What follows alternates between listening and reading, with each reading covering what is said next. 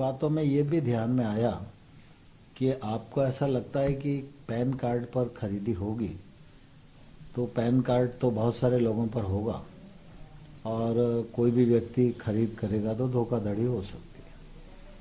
तो मैंने कहा ये एक विषय भी आपका ध्यान में आता है। इसी प्रकार से फार्मिंग करार का रजिस्ट्रेशन हो ये भी ध्यान में आता है। ट्रेडर का रजिस्ट्रेशन हो ये भी ध्यान में आता है। तो मगर ये बिंदु हैं मुख्य रूप से जो निकलते हैं। इसके अलावा कोई और विषय आपके ध्यान में है तो उन्होंने कहा कि एक पराली वाला विषय भी है, इलेक्ट्रिसिटी वाला भी है, हमने वो भी नोट कर लिया। तो हमने कहा चलो ये बिंदु हैं जिन पर निश्चित रूप से निराकरण होना चाहिए और कल हम लोग बैठेंगे तो आप लोग भी सोच के आइए तो इन बिंदुओं पर डिस्कस करके क्या रास्ता निकल सकता है और कैसे हम लोग इसका समाधान खोजें, इस पर अपन चर्चा करेंगे। 5 तारीख को जब बैठे तो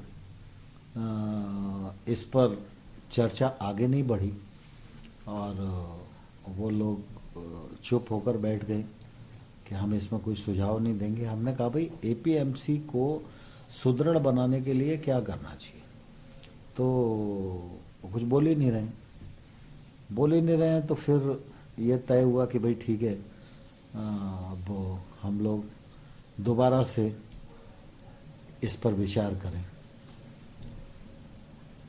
तो हम लोगों ने जब 6वें दौर की बातचीत की तो उसमें यह हुआ कि भाई हम लोग अपनी तरफ से समाधान उनको भेज देते हैं और वो समाधान क्या क्या हो सकते हैं।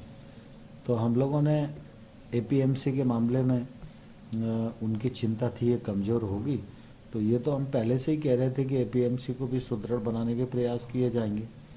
लेकिन उनकी चिंता ये थी कि कुल मिला के एपीएमसी के भीतर टैक्स होगा और बाहर जो है ट्रेड होगा उस पर टैक्स नहीं होगा।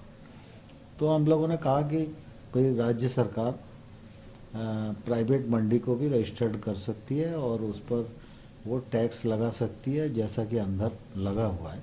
तो ये लेवल प्लेइंग फील्ड हो जाएगा, तो कोई दिक्कत नहीं है और इसमें आपका समाधान हो सकता है।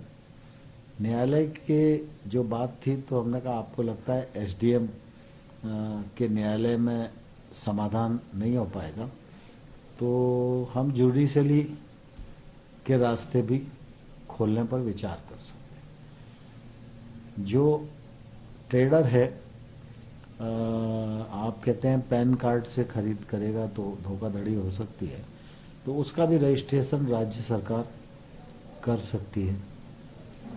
पराली के बारे में हम लोगों ने कहा कि भाई वो जो ऑर्डिनेंस है उसका हम समुचित समाधान आपके हिसाब से करेंगे। बिजली के मामले में उनका जो आग्रह था तो उस मामले में भी हम लोगों ने उनको कहा कि भाई कुल मिला के जैसी व्यवस्था पहले थी वही व्यवस्था रहेगी और हम लोग उस दिशा में बातचीत करेंगे। अब ये सब प्रस्ताव उनके पास हैं और उन लोगों ने जो विचार किया तो उस पर कोई टिप्पणी हम लोगों के पास तो नहीं आई। मीडिया के माध्यम से ध्यान में आता है कि उन्होंने प्रस्ताव को खारिज कर दिया। तो मैंने भी कल प्रेस करके फिर कहा था कि भाई कुल मिला के इन प्रस्ताव पर यूनियंस को कुछ कहना है तो निश्चित रूप से बातचीत कर सकते हैं। इसमें कुछ रह गया हो तो उन पर भी बातचीत कर सकते हैं। तो अभी बातचीत की कोई प्रस्ताव उनकी तरफ से आया नहीं है, लेकिन जैसे ही प्रस्ताव आएगा तो हम लोग उस पर बातचीत करने को तैयार हैं। किसानों ने अपनी तरफ से कि बिल वापस होगा तभी बातचीत आगे बढ़ेगी। टिकैत जी का भी आज एक वक्तव्य आया जिसमें उन्होंने कहा है कि थोड़ा सरकार पीछे हटे, थोड़ा हम वो बिल वापस लेंगे, हम घर वापस जाएंगे।